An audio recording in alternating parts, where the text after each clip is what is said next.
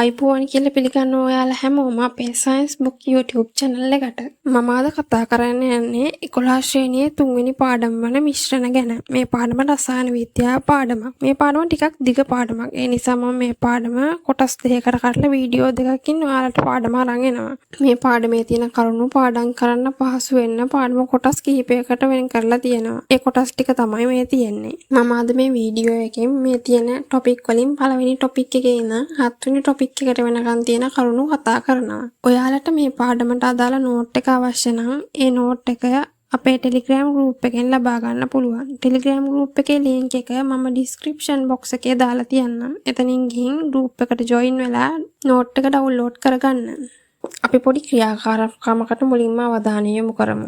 මේ ක්‍රියාකාරකම ගෙදරදී කරන්න පුළුවන් ක්‍රියාකාරකමක් නෙවෙයි. මේ ක්‍රියාකාරකම අපි ලැබ් එකේදී කරන ක්‍රියාකාරකම. මේ ක්‍රියාකාරකමට සජල කොපර් සල්ෆේට්, නැප්තලින්, වන සහ මොහොලක්, බීකර දෙකක්, වීදුරු කූරක් හා පෙරහන් කඩදාසි අවශ්‍ය වෙනවා. වන සහ මොහොලයි කියවම ගෙදර තියෙන වංගෙඩියයි මූල් ගහයි මතක් වෙනවනේ. මේ වන සහ මොහොල කියන්නේ වංගෙඩියයි මූල් ගහටයි නෙවෙයි. ලැබ් එකේ තියෙනවා පෝසිලේන් වලින් හදපු සුදු පාට වන සහ මූලක්. වන සහ මූල භාවිතා කරලා තමයි විද්‍යාගාරයේ තියෙන රසායන ද්‍රව්‍ය කුඩු කරන්නේ. කොපර් සල්ෆේට්, නැප්තලින් කියන දෙකම අරගෙන මේ වංගෙඩියට දාලා අපි හොඳින් කොටාගෙන හොඳින් මිශ්‍ර කරගන්නවා. දැන් අර කලින් ගත්ත බීකර දෙකෙන් එකක් අරගෙන මේ කුඩු කරගත්තු මිශ්‍රණය ඒකට දාලා ඒකට ජලය එක් කරලා වීදුරු කූරෙන් හොඳින් කලවම් කරනවා. ඊට පස්සේ ලැබෙන ද්‍රාවණය අරගෙන අනිත් බීකරයට පුනීලයයි පෙරහන් කඩදාසියයි තියලා ඒ ද්‍රාවණය පෙරා ගන්නවා. එතකොට නැප්තලින් පෙරහන් කඩදාසිය ඉතුරු වෙලා කොපර් සල්ෆේට් නිල් පාට ද්‍රාවණය බීකරයට පෙරෙනවා. දැන් අපි මේ ක්‍රියාකාරකමෙන් මිශ්‍රණයක් කියන්නේ මොකක්ද කියලා අර්ථ දක්වා ගමු. මේ ක්‍රියාකාරකමට අනුව මිශ්‍රණයක් කියන්නේ මොකක්ද? අපි මේකට සංඝටක කිහිපයක් දැම්මා. මේ සංඝටක කිහිපය එක්තරා භෞතික ක්‍රමයකින් වෙන් කරගන්නත් අපිට පුළුවන්කම ලැබුණා. එතකොට මිශ්‍රණයක් කියනු කුමක්ද? මිශ්‍රණයක් කියනු සංඝටක දෙකක් හෝ වැඩි ගණනක් රසායනික වෙනස් නොවි මිශ්‍ර වී පවතිනා වූද සංඝටක භෞතික ක්‍රම මගින් වෙන් කරගත හැකි වූද පදාර්ථ මිශ්‍රණ කියලා අපි හඳුන්වනවා. මිශ්‍රණයක් සඳහා හොඳම උදාහරණය තමයි අපවට වායුගෝලයේ තියෙන වාතය. ඒකට හේතුව තමයි වාතයේ nitrogen, oxygen, argon, carbon dioxide, ජල වාෂ්ප, දුහුවිලි අඩංගු වෙනවා. සංඝටකයක් කියලා කියන්නේ මිශ්‍රණයක තියෙන එක් වර්ගයේ ද්‍රව්‍ය වලට මිශ්‍රණ සමජාතීය මිශ්‍රණ හා විෂම ජාතීය මිශ්‍රණ කියලා කොටස් දෙකකට බෙදෙනවා. සමජාතීය මිශ්‍රණයක් කියන්නේ මිශ්‍රණය පුරා එකම සංයුක්තයක් තියෙනවා නම් ඒක සමජාතීය මිශ්‍රණයක් කියලා හැඳින්වෙනවා. සමජාතීය මිශ්‍රණයක වර්ණය, විනිවිද පෙනෙන බව, ඝනත්වය වැනි භෞතික ලක්ෂණ සෑම තැනකම සමානයි. සමජාතීය මිශ්‍රණ ද්‍රාවණ කියලත් හඳුන්වනවා. දෙසුණක් ලෙස ලුණු ද්‍රාවණය, සීනි ද්‍රාවණය දක්වන්න පුළුවන්. විෂම ජාතීය මිශ්‍රණයක් කියන්නේ මිශ්‍රණය පුරා සංයුතිය ඒකාකාර නොවන මිශ්‍රණයකට. විෂම ජාතීය මිශ්‍රණයක වර්ණය, විනිවිද පෙනෙන බව, ඝනත්වය වැනි භෞතික ලක්ෂණ හැම තැනකම සමාන වෙන්නේ නැහැ. නිදසුණක් ලෙස මැටි දිය කරපු වතුර, දිවලට දවන නිල් කුඩු දිය කරපු වතුර, සිමෙන්ති බදාම, සරුවත් බීම, පළතුරු සලාද වගේ ඒවා දක්වන්න පුළුවන්. සමජාතීය මිශ්‍රණ, විෂම ජාතීය මිශ්‍රණ ගැන කතා කරනකොට මේ වගුව වැදගත් වෙනවා. මේ වගුව බලනකොට විෂම ජාතිය සමජාතිය කියන වචන දෙකේ අර්ථය සමග බලන්න. එතකොට වගුව හුඟක් පැහැදිලිව තේරුම් ගන්න පුළුවන්. මේ වගුවට පිත්තලත් එකතු කරගන්න. පිත්තල කියන්නේ මිශ්‍ර ලෝහයක් කියලා ඔයාලා දන්නවා. පිත්තල ඝන සමජාතීය මිශ්‍රණයක්. ඊළඟට ද්‍රාව්‍යතාවය ගැන කතා කරමු. ද්‍රාව්‍යතාවය කියලා කියනකොට මොකක්ද හිතෙන්නේ? මොකක් හරි දෙයක් දිය වෙනා වගේ අදහසක් ඒ වචනෙන් හැඟෙනවා. කොට ද්‍රාව්‍යතාවය කියන්නේ මොකද්ද? ද්‍රාව්‍යතාවය යනු යම් උෂ්ණත්වයකදී යම් ද්‍රාවකයක ග්‍රෑම් 100ක් තුල දිය වෙන කිසියම් ද්‍රාව්‍යක උපරිම ස්කන්ධය එම උෂ්ණත්වයේදී එම ද්‍රාවකයේ තුල ද්‍රාව්‍යයේ ද්‍රාව්‍යතාවය කියලා හඳුන්වන්න පුළුවන්. ද්‍රාව්‍යතාවයට බලපාන සාධක මොනවද එතකොට?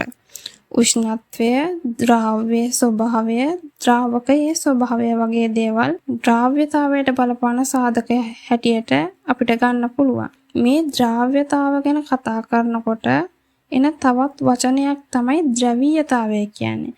ද්‍රවීයතාවය කියලා කියන්නේ අණුව තුල ආරෝපණ අසමාකාර ලෙස ව්‍යාප්ත වී පැවතීම. ජල අණු අතර ද්‍රවීයතාවය පවතින නිසා තමයි හයිඩ්‍රජන් බන්ධන හැදෙන්නේ. ජල අණුවක් කියන්නේ හයිඩ්‍රජන් සහ ඔක්සිජන් පරමාණු වලින් හැදුණු අණුවක්. හයිඩ්‍රජන් සුළු වශයෙන් ධනාරෝපිතයි. ඒ වගේම ඔක්සිජන් සුළු වශයෙන් ඍණාරෝපිතයි. ඒ නිසා ජල අණු අතර දුර්වල ආකර්ෂණ බල ඇති වෙනවා. ඒවට තමයි හයිඩ්‍රජන් බන්ධන කියලා කියන්නේ.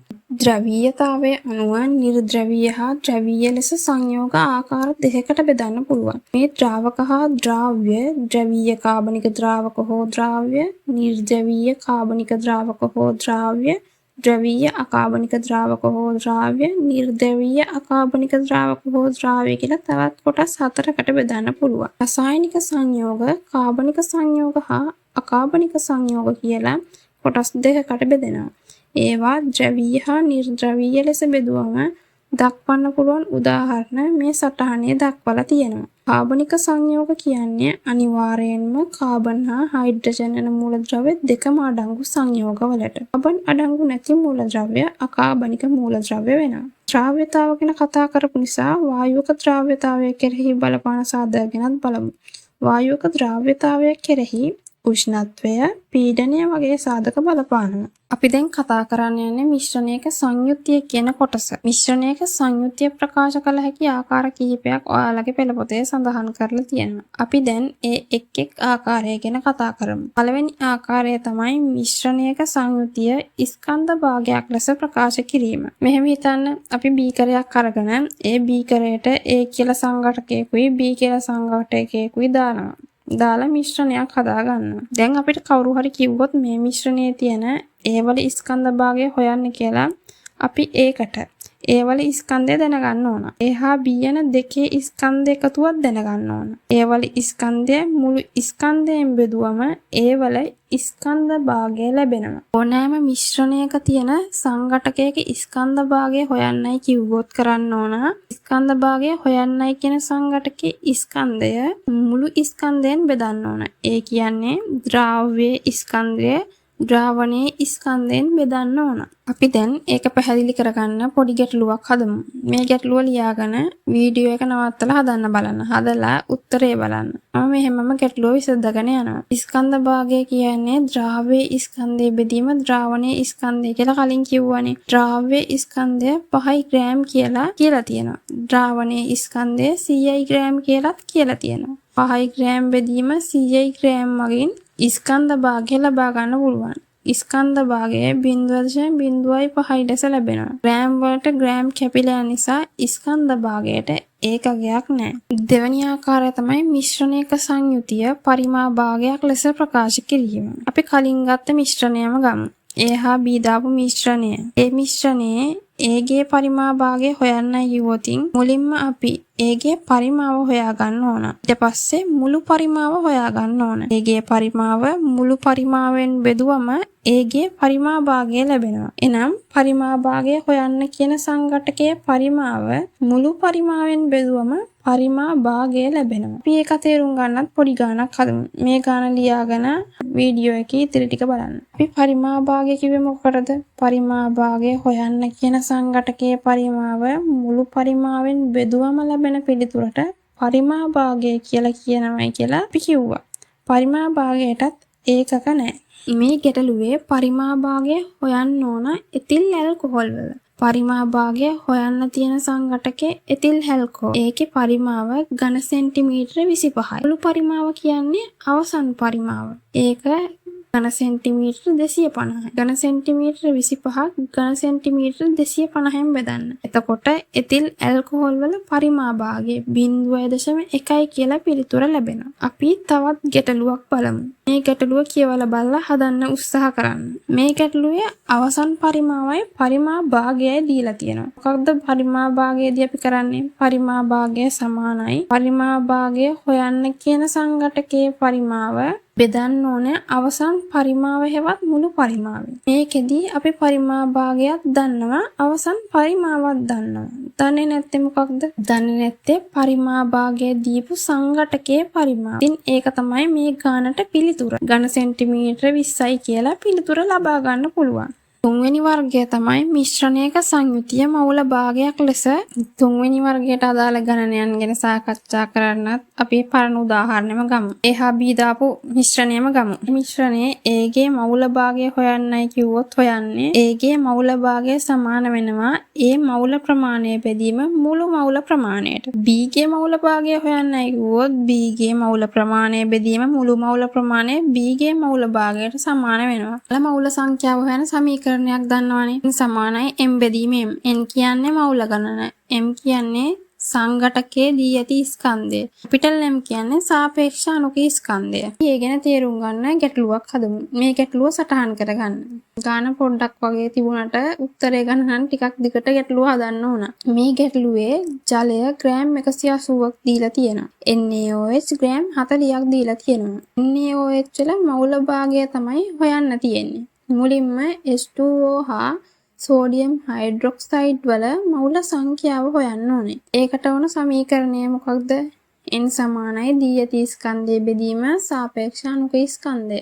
ජලයේ හයිඩ්‍රජන් අණු දෙකක් තියෙනවා, ඔක්සිජන් අණුවක් තියෙනවා. හයිඩ්‍රජන් වල පරමාණුක ස්කන්ධය එකයි. එකේව දෙකක් තියෙන නිසා H දෙකේම පරමාණුක ස්කන්ධය දෙකක් වෙනවා. ඔක්සිජන් වල එකයි ඔක්සිජන් එකක් තියෙන නිසා ඔක්සිජන් වල පරමාණුක ස්කන්ධය 16යි. 16යි 2යි එකතු කරාම 18යි. එතකොට ජල අණුවේ සාපේක්ෂ අණුක ස්කන්ධය මවුලයට ග්‍රෑම් 18ක් වෙනවා. අණුක ස්කන්ධයේ ඒකකය මවුලයට ග්‍රෑම් කියන එක. ඒකේ තේරුම එක මවුලයකට ග්‍රෑම් 18ක් තියෙනවායි කියලා කියන එක. එක මවුලයකට ග්‍රෑම් 18ක්. මේ විදිහට NaOH වල සාපේක්ෂ අණුක ස්කන්ධය හොයමු.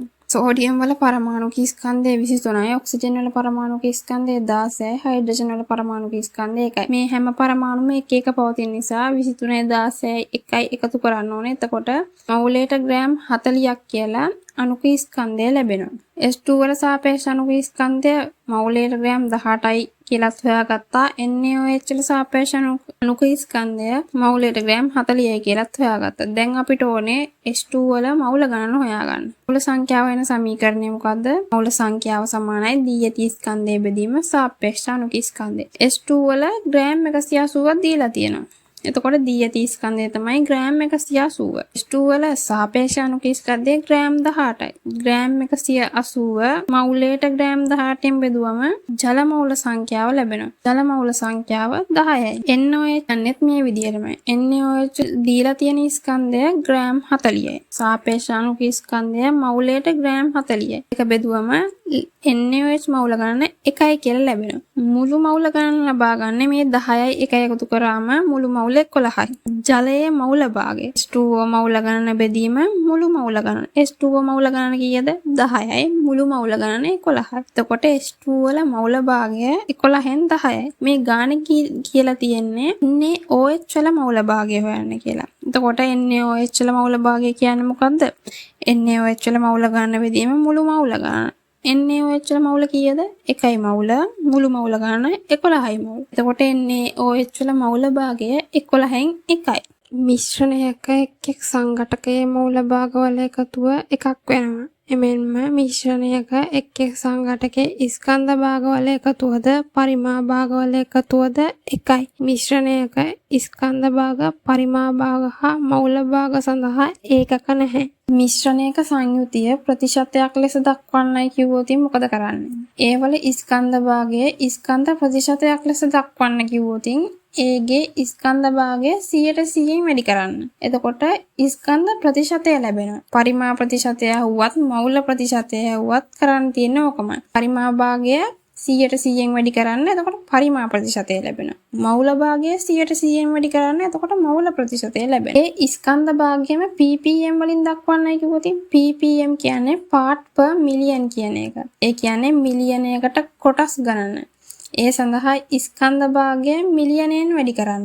මිලියනයකට 0.6ක් තියෙනවා. පරිමා භාගය මවුල භාගය ppm කරන්නයි කිව්වත් කරන්න ඕනේ ඒකම තමයි.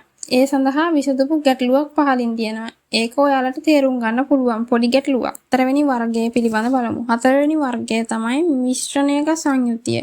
M බෙදීම V ඇසුරෙන් ප්‍රකාශ කිරීම. M බෙදීම V කියන්නේ ස්කන්ධයේ බෙදීම පරිමාව ඇසුරෙන් ප්‍රකාශ කිරීම. මේ ගැටලුව දිහා බලන්න. ඒකේ සංයුතිය හොයන්න කියලා තියෙන්නේ සෝඩියම් ක්ලෝරයිඩ් වල.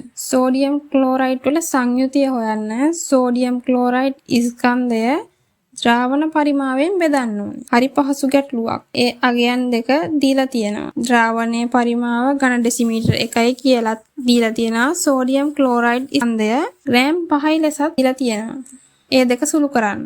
එතකොට ඝන ඩෙසිමීටරයට ග්‍රෑම් 5ක් ලෙස පිළිතුර ලැබෙනවා. අපි දැන් ඊළඟට කතා කරන්නේ පස්වෙනි වර්ගය ගැන. පස්වෙනි වර්ගය මිශ්‍රණයක සංයුතිය n බෙදීම v ඇසුරෙන් ප්‍රකාශ කිරීම. n කියන්නේ මවුල සංඛ්‍යාව, v කියන්නේ පරිමාව. ඒ කියන්නේ මවුල සංඛ්‍යාව බෙදීම පරිමාව ඇසුරෙන් ප්‍රකාශ කිරීම. මවුල සංඛ්‍යාව බෙදීම පරිමාවෙන් ලැබෙන්නේ මොකද්ද? සාන්ද්‍රණය.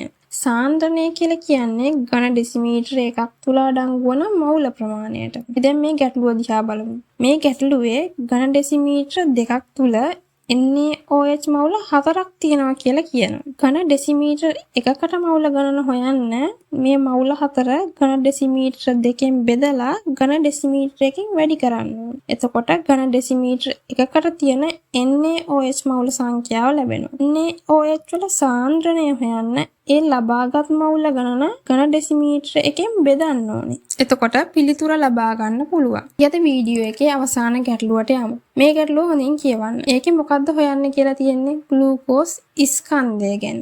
ග්ලූකෝස් ස්කන්ධය තමයි හොයන්න කියලා තියෙන්නේ. සාන්ද්‍රණය සමානයි n බෙදීම v ට අනුව ග්ලූකෝස් ස්කන්ධය හොයන්න අපිට මොනවද ඕන කරන්නේ? ග්ලූකෝස් මවුල ගණන ඕනේ. ග්ලූකෝස් වල පරිමාව ඕනේ. එහෙම නේද? ග්ලූකෝස් වල මෞලික ස්කන්ධය මවුලයට ග්‍රෑම් 180යි. ග්ලූකෝස් වල සාන්ද්‍රණය ඝන ඩෙසිමීටරයට මවුල 1යි.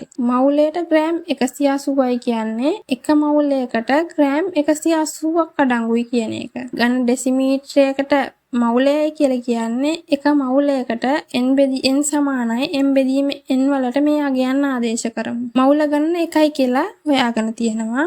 අපි දැන් දන්නේ නැත්තේ m.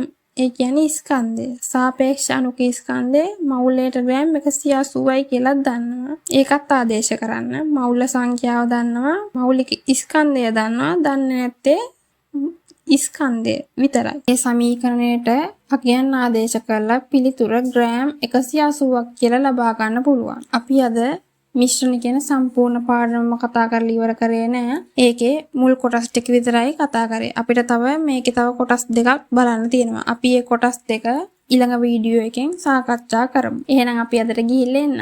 මතක ඇතුව Science Book YouTube channel එක subscribe කරලා bell icon එකත් click කරන්න.